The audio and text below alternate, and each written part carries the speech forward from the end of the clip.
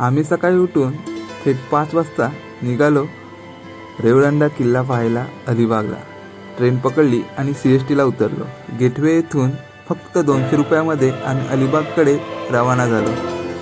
सकाळचा दिसणारा सूर्योदय हा अगदी मनाला मोहून टाकणारा होता। अलिबागकडे जाताना समुद्रातून प्रवास करतानाचा आनंद अतिशय सुंदर आणि मन मोहून टाकणारा होता। 200 रुपयामध्ये तुम्ही अगदी मांडवा बीच पासून ते अगदी अलिबागपर्यंत थेट सुविधा ही तुमच्यासाठी उपलब्ध असते। तिथून बसने तुम्ही अलिबाग स्टेशनपर्यंत पोहोचू शकता। नंतर पुढे तुम्ही तुमचा प्रवास अगदी मनपसंतीने करू शकता। आम्ही उतरलो आणि थेट रेवदंडा बीचवर जाऊन पोहोचलो। रेवदंडा हा किल्ला कुंडलिका नदीच्या मुखाशी आहे। रस्त्याने ते सहज उपलब्ध आहे। किल्ल्यावरून अलिबाग मुरुड रस्ता जातो। पूर्वी किल्ल्याच्या खाडीच्या पाण्याने तिन्ही बाजूनी पहारा दिला होता।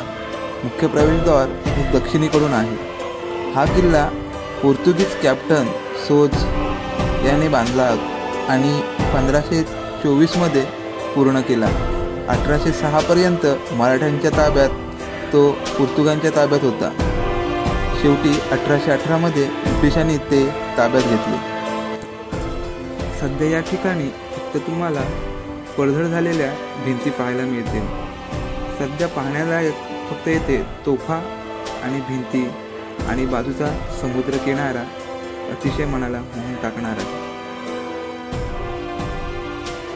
या ठिकाणी आल्यानंतर कडेलाच कोयलाई किल्ला आहे। तुम्ही अगदी सहजरित्या या किल्ल्यापर्यंत देखील